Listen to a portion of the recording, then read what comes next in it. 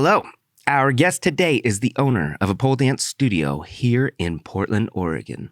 She began learning these skills as an exotic dancer at a club in Salem. She is also studying to complete her engineering degree. I had an awesome time talking with her and asking a million questions about pole dancing and what it is like to get hired and work as an exotic dancer. Here is my friend, Julia Kita. So The reason I saw you and I reached out to you is because I see that you give classes on pole dancing. Mm-hmm. And how did you even get into that? So I've been pole dancing in total for about 4.5 years. So right after I turned 21, I actually started as an exotic dancer in college. Okay. And I wasn't really expecting anything to come of that. I really had no knowledge about pole in general. But the first day coming in there, and it was this really small club in Salem, Oregon. They have strip clubs in Salem? They do. How many? I don't know exactly how many. I just went to this one in particular. I don't even know how I found them specifically. But well, take me through that thought process. You were 18? 21. You were 21. You have to be 21 unless it's a juice bar, right? No. So the club that I worked at, you could be 18 and work there. And I don't know about all clubs how they operate like this, but you get walked around by like security, like to go on stage or to give like a private dance. Yeah, because you can't drink. Right, because you can't drink. Yeah. So they can get away with that. But 18-year-olds, like, they usually have to be in the dressing room unless they were supervised. Yeah, that seems like a huge pain in the ass. Yeah, they didn't like it at all. Yeah. It's, like, way less earning potential as well because, if you're locked back, where you can't be seen, nobody's going to, like, interact with you and want to, like, pay for a dance or something like that. Yeah, so did you grow up in Salem? No, I actually grew up here in Portland, and I was going to college at the time, and this would have been my sophomore year that I started. Yeah. And so you were inspired by the money opportunity? What made you think, I'm going to go be a dancer? There was a lot of things, actually. Actually, money wasn't the biggest draw to me. Okay. It was, I have to think back, actually, like why I really wanted to do it. I think loneliness was a pretty big factor, actually, just like wanting some way of connecting with people that were like me. Like, I know that sounds weird. It's like, why would you go to a strip club to get that kind of interaction? I think that's weird. But, I think like coming into a strip club, there is just a certain type of person that does work there, like the girls. There's just kind of something that you feel connected with for some reason. I don't know if it's like, and like the stereotype is, they've gone through like some traumatic event or something that's made them, want to come into the club and work or whatnot. And maybe it's that, who knows? But it's always been kind of a welcoming environment for me. And yeah, you feel uncomfortable because, you're wearing little to nothing a lot of the time, but it's also this place of escapism as well. So you wanted to relate to the other dancers? Yeah, I wouldn't say I made friends, though. It just felt like a place where I could step out of reality as well. Okay. Because you kind of become a different person. Okay, I get that. You have a different name, you move different, you talk different to people. It's like unplugging from real life and just kind of being someone else. Yeah. Okay. Yeah. But you didn't know that until you started doing it, right? No. I guess to answer I don't really know how to answer your question. Like, I really don't know what the main draw was, to be honest. I remember what was happening. I was actually at my grandma's house of all places. And I call this club up in Salem and I'm like, hey, are you hiring? I'm like, yeah, we're always hiring. Come in, today. It was literally like a few weeks after I turned 21. Okay. And I go in to this really small, like seedy looking club. I'm super nervous. And it's daytime, so it's not like there's that many customers around. And I just see the DJ, and he's like, come with me, like sign this paper. I don't actually remember like auditioning, because that's the thing that you do. They made you sign a paper before you had even done anything? Mm-hmm. For what? I think it was like a liability thing. Like, I was really like, I didn't really know what was happening. Do you want to say the club, or is that not important? I can say it. It was called Sugar Shack at the time. I don't know if they changed it. They're always kind of like flipping ownership. Yeah. Okay. But yeah, I walked in and it was just like, I don't want to be here. I want to leave. Like, this is horrible. But then like the DJ catches me and is like, well, let's just like try it out. And, you know, I didn't have any like official dancer wear. Like, I didn't have heels. I didn't have like, you know, the stuff that they usually wear. And then he's like, well, we have spare heels in the back. So I just put a pair of those on. And I basically had the job from there. Like, wasn't that so awkward? It was really awkward.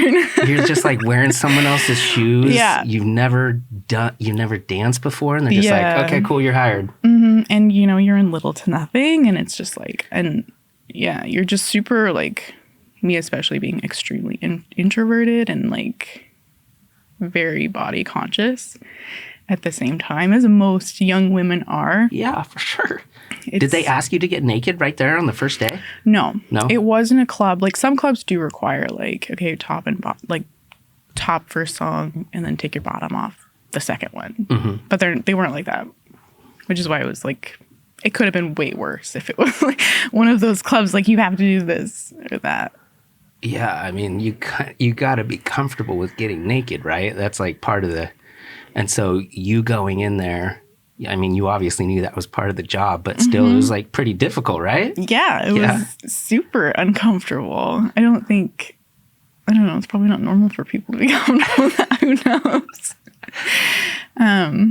But yeah, and then that's when I was introduced to pole. That's where all of this comes from. Okay. And so you get hired. Did you like go out and buy clothes and heels and everything? Did they say you need to have X amount of outfits or something? No. No? No. I mean, there are certain clubs, like here in Portland, the clubs are certain ones, not all of them. They're a little bit more like strict about like, you have to wear so much, like this much makeup, you have to do your hair. We're like full glam, so you've got to have like the right outfits. You have to wear heels 100% of the time. But yeah, that's just like kind of the, I guess, higher end clubs in Portland. Well, it seems like you would want, if the goal is to make money, you would want to do whatever was necessary to get people to spend money, right? Mm-hmm. So you wouldn't want to show up with like ketchup hanging off your mouth and like a ripped pair of undies or something. Like, no. You'd want to look good, right? Yeah. So I find that, why would they implement some sort of dress code? Is it because they take a cut of what you make? At like the more picky clubs? Like, what you were talking about. Well, they also have an image to uphold, you know, like if they're known for girls that are a little bit, you know, like dustier looking, they're probably not going to get like as many clientele. But if it's like, oh my gosh, they have like the best looking girls at so-and-so club, you know, they're going to be known for that. Mm-hmm. So never heard that term dusty before. That's pretty good. I would use that. That girl's so dusty. Okay, so you show up, you're 21, and you were living with your grandma? No. I was just staying with my grandma. Okay. That's like, it's just an ironic place to have a call like that, you know? Did you tell your grandma that that's where you got a job? No, I didn't tell anybody. Like, it was a total secret at the time. I even had a boyfriend at the time, and he didn't know. Oh, my God. Yeah. Because he lived in Portland? No, he was in the college town that I was living at. What if he would have showed up at the club? I you know, if he did. But, like, I don't think he would have, It's That like, would be so crazy. he would probably go to Portland, if he was going to do something like that. Mm-hmm. Not like some small town club in Salem.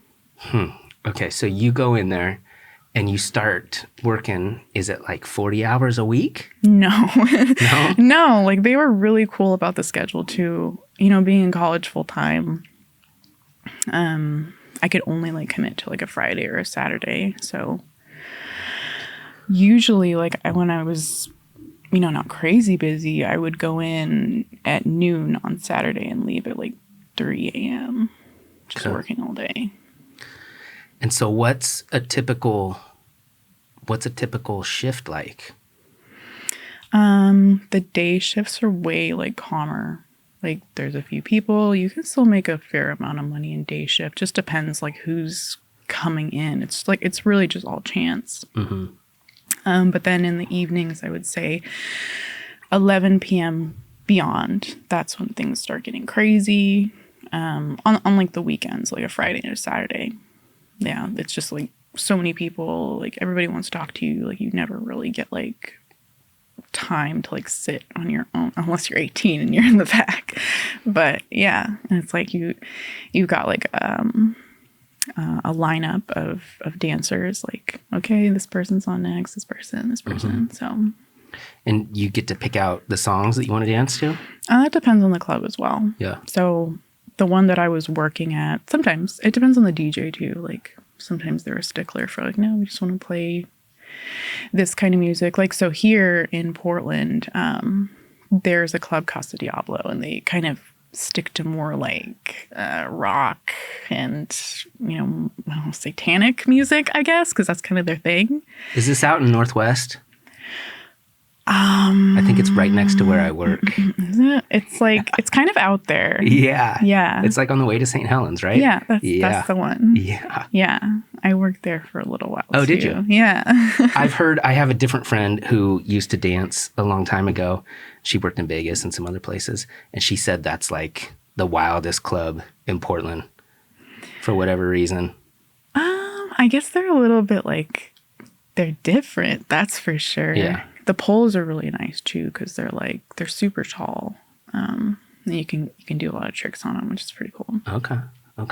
Yeah. I like working there. I got a lot of questions. So then you go in on a Friday or Saturday. Things are pretty chill until 11, I imagine, because that's when everybody starts getting hammered. Mm-hmm. And so what is it like? Did you appreciate the attention, or was it gross, or did it wear on you, or was it always like, what was that like?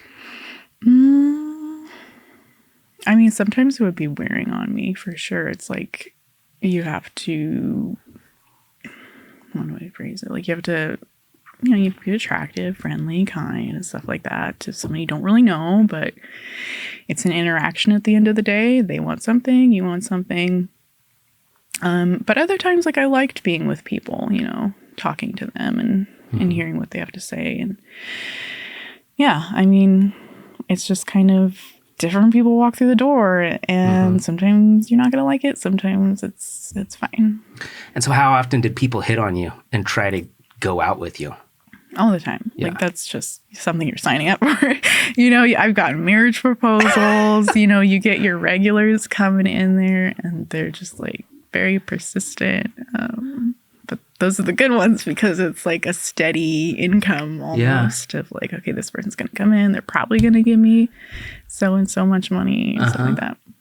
And so did anyone ever proposition you to do things outside of work? Mm-hmm. Yeah, that's super common as well. Yeah, and some girls would play to that, like one that was very effective. And it's a weird one, but it's like, kind of acting really drunk or like they're on something and be like, oh yeah, like I'm, and kind of guys being like, oh, okay, like she's, I don't know how to say it, like she's vulnerable enough for me to kind of take advantage of this situation. So they would act drunk on purpose so that the guy would try to take advantage of them. And then they'd be like, okay, I'm going to spend my time with this girl and like, get dances from her, like, Whoa. like if I kind of corner her with me for the evening, maybe she'll come with me. So. And so then she'd just siphon all the cash out of his pocket. And then it's like midnight, time to go home. She's like, okay, I'll see you later. She's like totally sober. Head back to the dressing room, and that's the last you see of her. Mm-hmm. Yeah, I mean, I guess you gotta make money however you can. I don't know. I don't see... I don't know. Humans do weird things. Mm-hmm. I don't see why that could always be a bad thing. I mean, like you said, it's like a transaction. You go to the club to see naked girls, and maybe you think you're going to go home with someone. I don't know why you would ever think that, but then you're giving money to someone. It's very transactional, and it goes in line for me with prostitution. Mm-hmm. It's like, I don't know why that's illegal. I don't know why you can't do what you want to with your body. Mm. It's just a lot of those things get a bad rap, and they get like a negative view from most of the people in the public, but you're allowed to do so many things you want to with your body. I mean, basically any job you have, you're sacrificing your body or your mind or your time. Mm-hmm. And that's really all any of us get is time. Mm-hmm. And so if your choice is to use your body to have sex with people or to dance with people or what, I don't know why there's such a big deal over that, you know? I don't know. I don't really know why either. I mean, I never really knew like the girls. Like, they never said, like, oh, I'm going home with so-and-so afterwards or something like that. And I never caught on to it. But I don't know. I guess maybe it's a safety thing as well. Like, but I don't know. People do it every day anyway. So, yeah. So what was it like working with the girls? Is it, I mean, you said you weren't really friends with any of them. Are they kind of like cutthroat and mean? Like fucking Mean Girl Club or something? I mean, you got one or two that are like more territorial, like I put my stuff here kind of thing, you know? But no, for the most part, they're really nice. They, everybody's pretty lighthearted there. Mm-hmm. You know, it's not like a typical day job, like we have to get this thing done, it's just, everybody's kind of having fun, and so many different backgrounds and stories and stuff like that between them. And I don't know, like I was saying, like there's just that common feeling of connection that I felt, at least, when I was around them. You probably don't get much time to really hear a ton about them, right? Because you're not really together that often. You're out dancing or talking to other people or whatever. Yeah. And it's like a constant like rotation, like new faces coming in and out. So, but I guess that's not the case for all clubs. Like, there's another one up here, Kit Kat Club, and they've got like more regular girls working there. I haven't like not too many clubs up here, but that one in particular, I know they have kind of like a tighter list of people. Mm-hmm. So you're there on a Friday or Saturday night, and you show up and you get dressed and everything, and then you just kind of walk around and talk to people and wait for your turn, and they'll call you, and you go up and dance, and then you just continue walking around. Were you ever there and you're just like, oh man, I want to go home. This sucks. Yeah, there were a ton of times like that, for sure. Was it based on the job, or was it based on like a bad interaction with someone? Like how many nights did you just meet some turd that was rude to you or something? It doesn't really affect me. I can just brush that kind of stuff off. Yeah. I mean, there's people that like follow you home and stuff like that, and that's kind of creepy, but... Like wait for you in the parking lot? Yeah, but you get like walked out with the security. I did have a time where like somebody like followed me in their car though, and that was pretty creepy. But other than that, he just really liked you. I guess like that's weird. It's a lot of trouble to go through. Like, oh my God. Someone. And it's like an hour away from where I was Yeah, 'cause located. So he followed you for an hour. no, I lost him, but like, But you could tell something was happening. yeah, I mean, I knew it was him in the car, and he Yeah. was for like 20 minutes following me. Jesus, that's crazy. Yeah, I mean, there's a lot of like, I guess, danger to it in that aspect. And Yeah. when my mom found out, for example, you know, that was the thing. Like, she was like, "You're in danger. Like, it's a safety thing." You know. It's such a weird dynamic that, I don't know, it just doesn't really go the other direction. It's not like there's a bunch of strip clubs with naked dudes and women hanging out and getting hammered and then following those guys home. No. It doesn't go that way. No, not that I know of. And yeah, that's like, it's like a legit concern for most women, even in just like regular day life, right? Like, I'm never, ever worried someone's going to follow me and kill me. Mm-hmm. But like, that's like a legit concern, right? Especially if you're working at a club. Yeah. Some dude's drunk and then he thinks, I'm going to follow this girl home for an hour and she's going to fall in love with me. Yeah. Yeah. Yeah, it's weird. Yeah. It's weird. This, I forgot who told me this story, but it was like just like a class of high school students, and the teacher like holds up. I actually have one, like the mace cylinder thing. Uh-huh. You know what I'm talking about? And she holds it up. She's like, "Who knows what this is?" All the females raise their hands, and the guys are like, "I don't know." Like, and that kind of shows you the difference, like, between, you know, like, oh, I feel very comfortable walking around, whereas these people don't, you know. So while you were there, you mostly felt safe, and the bodyguards did a good job of protecting you guys. Yeah, That's cool. nothing bad like ever happened to me. Yeah. So, And what about drinking and doing other stuff? Does that happen very often where the girls are drinking and yeah, like there's, you know, girls who get drunk, actual drunk on the job and stuff like that. I never touched the stuff when I was working. Yeah. It's just, you know, I'm working. So. Yeah. Wow. Yeah, it's such a crazy job. So how long did you work there? Maybe about a year. Yeah. Before I was found out. So that's why you quit? Is because other people found out? It was my boyfriend at the time. He was the one that kind of broke it. So why didn't you tell him? Well, I mean, he would never understand something like that, you know. It would be like, "Oh, you're cheating," you know. Yeah. And like, I could see that. It was a really bad relationship. Yeah. Like, it was just one of those like super toxic, like, you should not be with this person kind of relationship. And we really kept a lot of secrets from each other. So it was just kind of a normal thing, to be honest. Just keep a really big part of your life away from this person. What did it feel like, though, was it kind of like, it seems like it could be like dangerous. Like you got this secret. Yeah, I mean, that's kind of nice. Like, it seems kind of cool in a way, right? Yeah, like, oh, I'm living this other life or something. Yeah, you know? No, like you said earlier, you showed up at the club and you were, what was your name, if you don't mind? Kita. Kita? Mm-hmm. So you showed up and you were Kita. You were basically, like, you just like, became another person. It's a switch, yeah. Mm-hmm.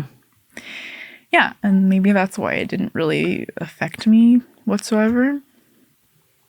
You know, some people, like, that's a common thing that I'll hear from people, like my mom, like, you know, "Are you okay? Like, you know, mentally, like, are you all right?" Like, it's like, yeah, nothing has affected me that I know of, you know.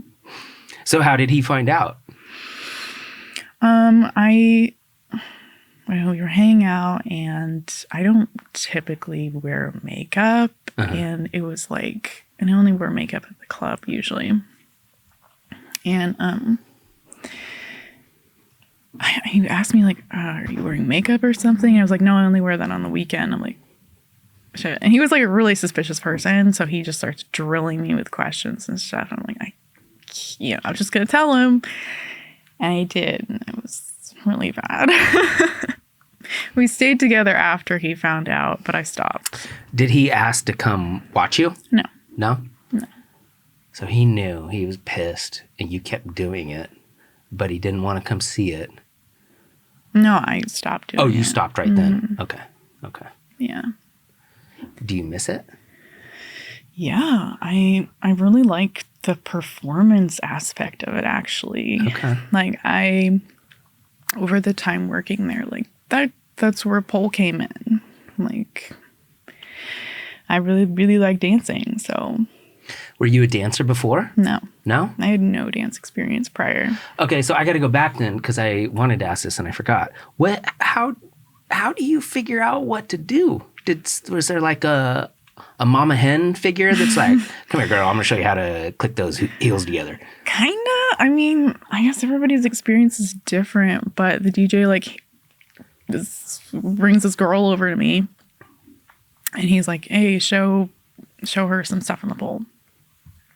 And I remember she walks me up to the stage, and I touch the thing, and it starts moving. And that's actually something a lot of people don't know, is that poles move on their own. Like, they spin on their own. All of them? I mean, not all of them, but most of the poles you'll see in clubs spin. I did not know that. Yeah, I thought right. you were spinning. No. The pole is spinning. Okay. Yeah. So there's two modes of pole. Static, doesn't move, and then spin. It moves on its own. And I think the hardest part of spin pole is just kind of like knowing how to create that momentum and controlling your body. So that was basically what she was teaching me. Like, you know, just put your hands here and kind of. And I do not recommend the strip club as like the best place to actually learn how to pole dance. Like, you get a lot of just like information thrown at you. Some of it's legit, and other parts it's like, I don't think so. Yeah. Well, I mean, it's kind of based on the skill level of whoever's training you, right? Yeah. Yeah. But yeah, I over time, and a lot of girls will do this. Like, they want to get better at it. You know, it's fun. It's a lot of fun. And Yeah. you get more and more tricks in your toolbox, and you build on it. And then you really start enjoying the performance aspect of it.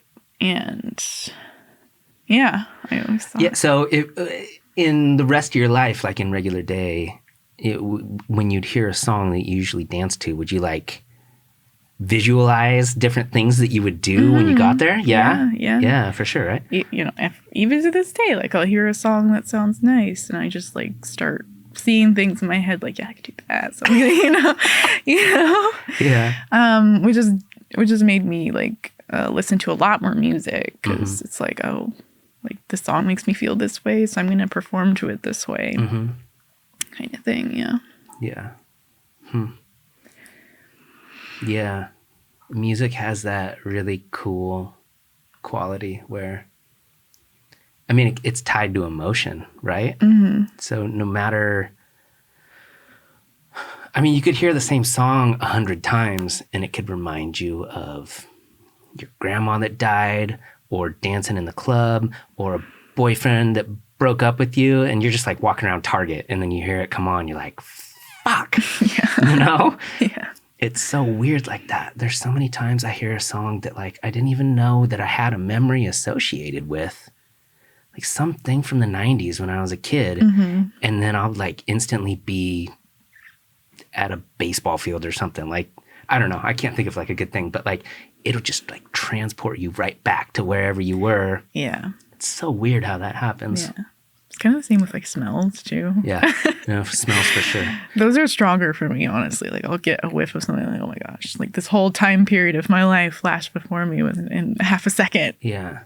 What about smells at the club? Yeah. That's a really strong trigger for me. Really? Like, I still have like perfumes that I used to wear, and I can't even wear them anymore, because it's like, it's such a strong, like, emotional attachment to this period of my life. So, for sure. So when you were there and they're teaching you how to do everything, how long did it take you to kind of get a grasp on it? I mean, did you like flop down on the ground and like hurt your neck? Like, how long did it take you to like figure out what you were doing? And they weren't like super tall poles. It was like maybe 9 feet And you can do stuff on a 9-foot pole, but it's like experimenting on a 9-foot pole was a little bit more tricky. But yeah, I mean, I picked it up pretty easily, I think. I was into weightlifting prior to this, so I did have a fair amount of strength going into it. So that definitely helped me, I think. Yeah, where does most of the strength come from? Is it your arms or your legs? Everything. All of it. I mean, I guess not so much like your legs, but a lot of core. Your back is super important. Your shoulders. People think it's like biceps and stuff. I mean, it is, but a lot of it is just like everything up here is engaged. And even your glutes get engaged. Your legs, I guess, don't do so much unless you're doing like floor work maybe, but yeah. So would you go to the gym all the time to kind of prep for it? No?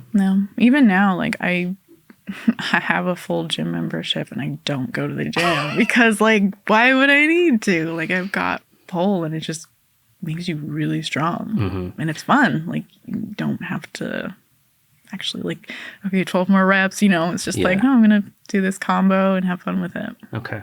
So just working out daily on the pole just tones everything and keeps it. Yeah. It's, I mean, it's work. Yeah. But it's nice. I have a lot of fun doing it. Yeah. So. That's cool. Yeah. That's cool. So you kind of got into it. They were teaching you and it was pretty easy to get to a good spot. And was that the only thing that you were doing to make money while you were in college? Or did you have another job? No, that was it. So how much were you making a weekend or a night or whatever? It varied, like sometimes 500 or 1,000. Yeah, and that's in Salem, so it's pretty decent.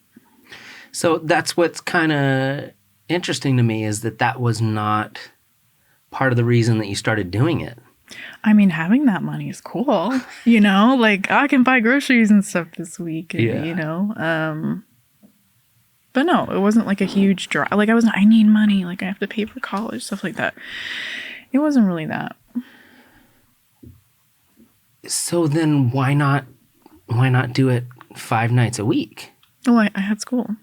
Okay, but after school, why not do it now? Well, it was an hour away, I didn't want to drive an hour. Yeah. And it wouldn't be busy. I like the busyness. Like I like the energy of the club. I like that, that like, I don't know, everybody's really happy and excited and I like that.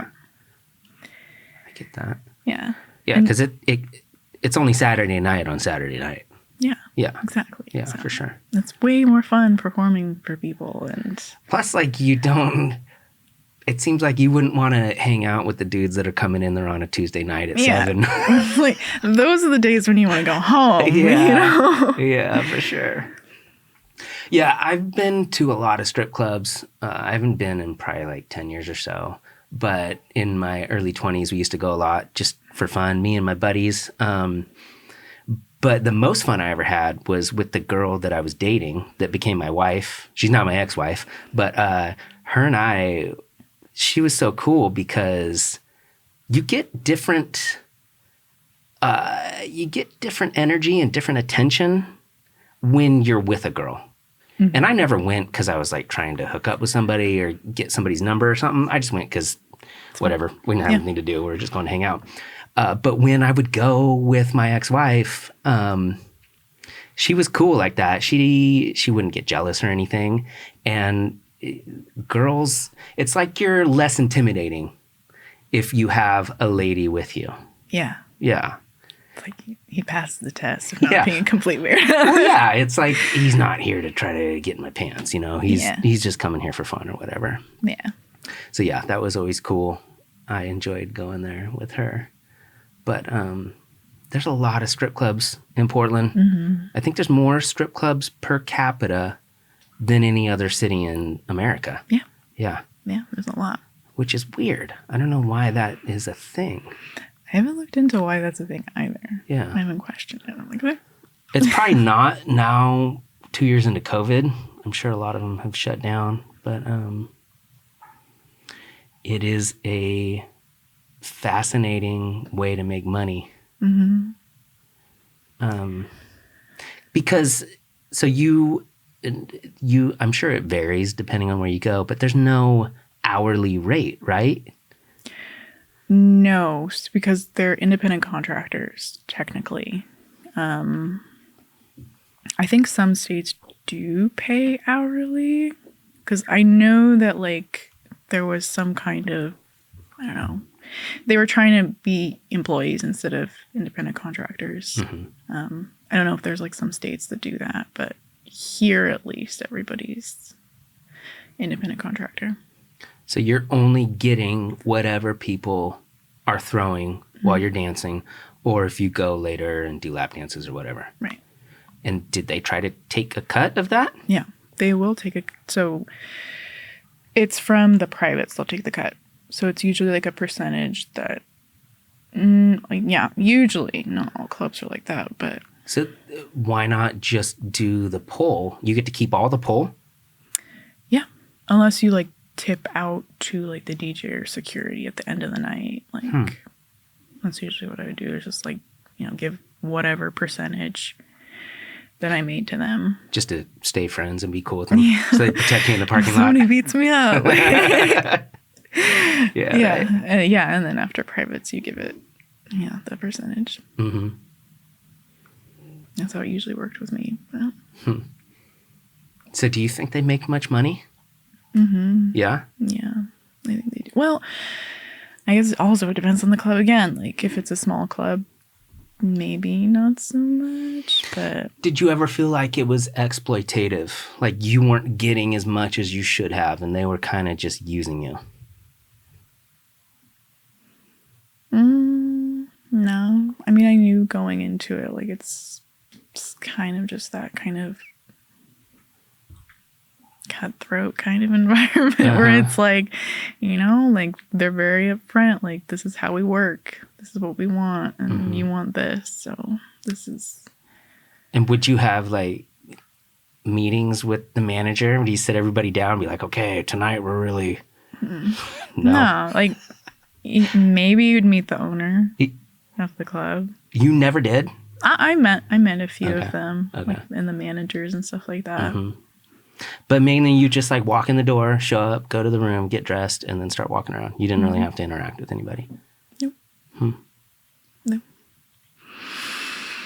And they're not on you about, like, oh, you have to hustle so many people for money. And I was horrible at doing that. Like, going up to strangers and, like, it wasn't really my thing. Yeah. How did you say that you're introverted and you had a tough time proposing, or not proposing, but, like, going to talk to people and, interacting with them and stuff. So how did you get past that? Was it because you were switching to Kita? Yeah, I think so. I mean, that's kind of an easier said thing, than done thing too. Just like, okay, I'm going to switch personalities now. But also just keeping in mind, like, I'm probably never going to see this person again. Okay. Like, it's dark in here. They don't know who I am, Yeah. And same thing applies to being on the stage. Like, when you think about it, that's super uncomfortable. You're really up close and personal with people, with your body. So I actually felt like the least nervous when I was performing on stage, because I kind of just went in my head and was like, just listen to the music, move how you want. But what's it like when you're in a round area and there's 20 dudes all staring at your butthole? What is that like? You know what I mean? Like, did it feel empowering? Did it feel... Like, what is that like? For me personally, I just wasn't there. You just went somewhere else. But it felt good because... And that, I guess I should preference, that wasn't really my move either. Like, some girls do that, I know, that was just the first thing that came to my mind. It's so crazy. Like, I can't understand it because I'm not a girl. And I've never stripped before. But it seems like it could be so cool from your perspective that like all these people want me. Like it could be this thing that like makes you feel really good, but then also like I guess it'd just be based on your mood. Like maybe if there's some turd, like I said, who's just seems gross, then it could like throw off the whole thing. Like for your whole shift? Or? Just for, I don't know, for the dance or whatever. Like I said, I've been to strip clubs and I've been around the gross dudes that are, you're just like, I don't know. I just wouldn't really interact with them. Yeah, okay. Yeah, I mean, I say that I like fit in when I was there, but no, I would be asked quite a few times by other girls, like, why are you here? You know, I don't have any tattoos. Like, I don't stick out as like somebody kind of like, I don't know. But you fit. I think that's why they hire different races and different body types and different tattoos and all that kind of stuff, because everybody has a certain type that they're looking for, and that's what they go there for, is to fantasize about whatever. And so if you don't have any tattoos, that doesn't mean you don't fit in. Is that what they thought? No, it's just like, I'm gonna phrase this, like the girls, like me being so introverted, kind of quiet, like not really, I don't know, being vivacious maybe or something like that. Kind of, I don't know how to describe it, but I would get that question quite often from other girls. And did that make you want to quit? No. No? I'm used to that feeling, so. You're just like, you don't get it. Yeah. Yeah. Huh. It's pretty crazy. So you think you would ever go back to doing it?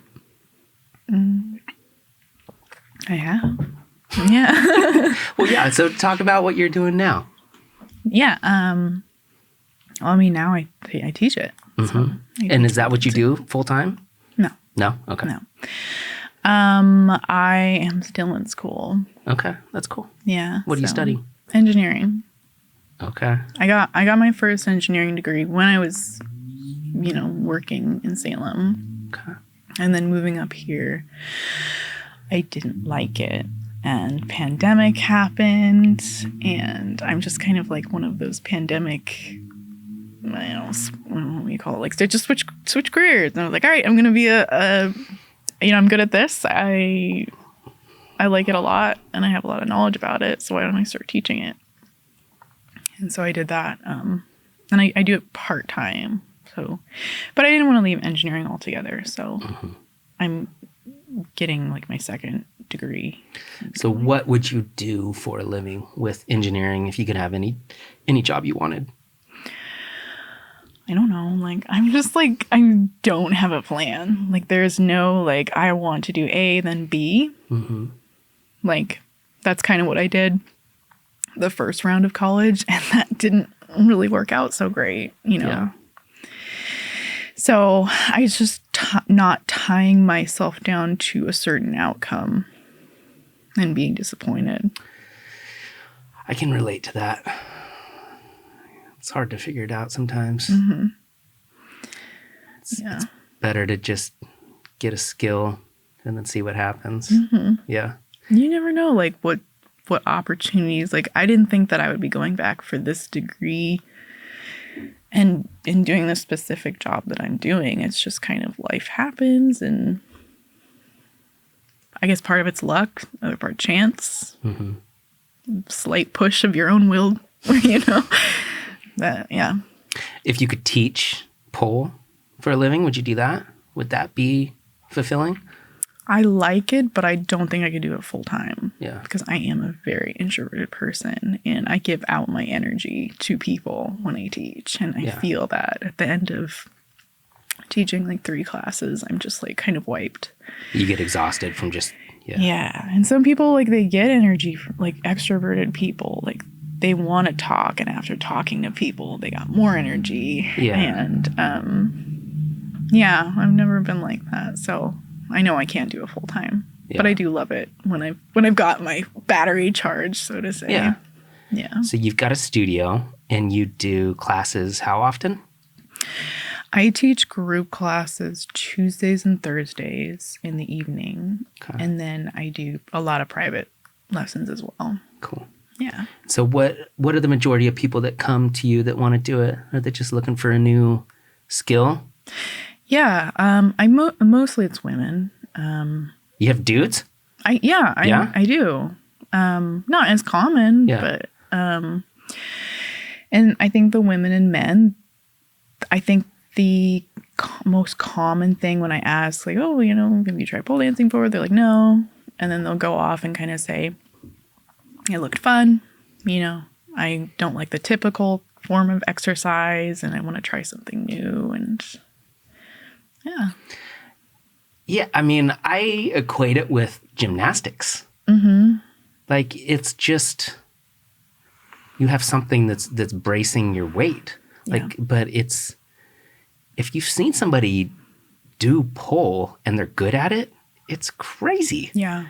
It's crazy. It's like a legit skill for sure. Yeah. Yeah.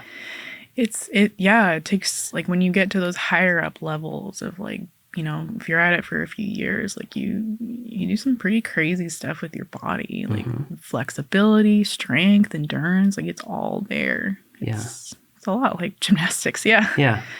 It just seems like the difficult part would be being able to practice, because how hard is it to put one in your house or your garage or something? A lot of my students, like, I say, oh yeah, like, get a pole if you have the opportunity. And the major thing is, like, I don't have the space, or like I'm worried about my ceilings or something like that. And it is kind of hard to find that kind of space because you need, like, a certain perimeter, that you can really reach out and expand your body while you're dancing and not hit your TV or something with your foot, Well, and you said that they were 9-foot poles at the club in Salem, but what is ideal? How high would you like it to be? I mean, 9 foot's good. Ideally, at 10 feet would be nice. Not like a huge difference. 1 extra foot will help you do. It does, yeah. Especially if you're taller, you know. How tall are you? I'm 5'9", but in heels, Yeah. you're starting to touch the ceiling at that point. Yeah, for sure. Okay. So, yeah. But yeah, having that extra space, it gives you a little bit of extra room to experiment with new movements, because you're kind of slipping down the pole sometimes. When you're trying something new, you're learning it. You're like, okay, where do I position this arm? Things like that. You need a little bit of time to think, and maybe, having that space is helpful. And so how do you figure out new moves and stuff? Do you try things, or is there somebody you can watch online that you get stuff from? Yeah, I mean, a lot of it was actually in the club. Again, not the greatest place to learn. So a lot of other dancers would tell me, give me tips, or I would see them and I would be like, oh, that's a cool move. Like, they put their arm here, that leg there, and it's just a lot of trial and error. And I personally, I think I picked up pole dancing not because I was strong to begin with, but because I'm pretty good at mimicking movement and kind of seeing where's the power coming from. Okay. And that's a lot of what pole is. It's where is the momentum coming from that's giving me, all this power to move forward and around the pole, whether it's on static or it's on spin. Mm-hmm. Yeah. And that's really fun, actually, to figure that out. And then when you unlock a move, it's like, wow, this, it's a new skill and I can build on it. Mm-hmm. It's a lot of fun. It's pretty cool. And do you go to clubs still to observe other people and see what they're doing? Yeah. Yeah. Yeah. And sometimes I perform. You still do? Yeah. Okay. Yeah. Kind of like a guest performer. Because honestly, that was my favorite part, I think, of just having that outlet of just like, it's like a creative outlet, you know? Like you put this choreography together and you perform it and people can interpret it any way they want. So you have a song that you have specific moves choreographed throughout the whole song. Not the whole song. I mean, there's some times where I'll put a lot of effort into choreo, but a lot of it's freestyle. Okay. And that's really fun because it's just like you're just moving to the song and what you're feeling. Mm-hmm. Yeah. In time with the beat and the verse and the chorus and everything. Yeah. Yeah. And that's a skill that you get over time with pole too, because like I said, I was not a dancer before this. And I know. I find that fascinating that you hadn't done anything and you just walked in. You're like, hey, this is what I'm doing now. Yeah. I'm a professional dancer now. That takes so much courage. Do you know that? To just walk in and start doing that? That's crazy. Well, I felt pretty nervous. Yeah. I can't imagine. Yeah. Sometimes you surprise yourself though. Like I look back at that and I'm like, how did I do that? Like why? I don't know. You just get like a surge of courage or you just want to do something so badly. You're just like, forget how I feel. I'm just going to do it. Yeah. Yeah. That's cool. So do you have a favorite song or a favorite artist or a favorite like genre of music that you like dancing to, or it doesn't matter? It's all over the board. Yeah. Like sometimes I'll feel really high energy and, you know, I'll listen to like some aggressive, like, you know, EDM type music. And other days, like I'm feeling really, you know, low energy or maybe a little bit more graceful, and I'll even throw on classical music. Like it really, like there's this very wide spectrum. That's cool. You're just like, I'm going to see what happens with Mozart. Yeah, right. Exactly. Wow. And so what about ballet, or have you considered investigating like other types of dance because you're so into this? No? This is like the path that you enjoy, so you stick with that. Yeah. Yeah. I mean, I almost feel like it's not even dancing. It's just, I mean, it's dancing, but like, I don't know. I like it can be so intense sometimes, like the power you're putting into it. But I guess like other forms of dance would do that as well. But I'm just kind of obsessed with pole, so I just focus on it. And so do you still do the static, or do you only do the spin? I do both. Pole? You do both? Yeah, because there's different things that you can do. Like on a static, you can, you know, you're really driving forward with that. You know, like you really got to put in a lot of power for certain movements. Whereas spin, it's like sometimes you have to tame that down a little bit. Yeah, what if you get going too fast? Yeah, that's the thing. Like you have to you gauge like, okay, how open do I put my body? How much speed am I throwing my leg forward? Yeah. Yeah. Do you ever scare yourself? When I'm falling, yeah. And that happens. Yeah. You know, you don't hook a knee right or something and you feel it. You're like, I'm gonna fall. I'm gonna die. And it just happens. You know, the wind gets knocked out of you sometimes. I've never broken anything. That's cool. I've had injuries, which is unfortunately like somewhat common, I think. But yeah, it's like a new way of moving your body, so that kind of thing is going to happen. How much does the not having clothes on factor into it? Like, would you do is that part? Do you appreciate that part too, or would you just do it in jeans if you could? You know what I mean? Jeans and a sweatshirt.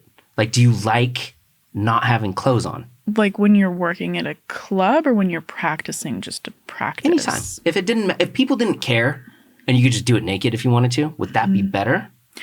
Well, let me put it this way. If I had a pole in my house and I was practicing and nobody was watching, I would probably wear what I typically wear, which is, you know, just like some shorts and some kind of sport bra or short top. And I find that pretty comfortable.